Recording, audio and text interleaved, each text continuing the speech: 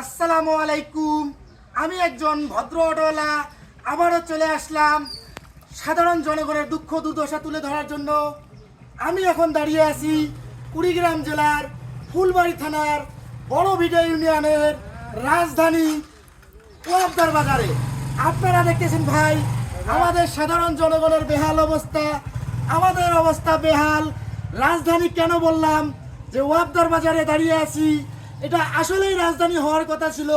তার কারণ আমাদের এখান থেকে 200 গজ দূরে হলো আমাদের রানিং চেয়ারম্যানের বাসা, এবং আমাদের পিছন দিকে তাকালে আমরা দেখতে পারি এখান থেকে 1.5 থেকে 200 গজ দূরে আমাদের ভাইস চেয়ারম্যানের বাসা।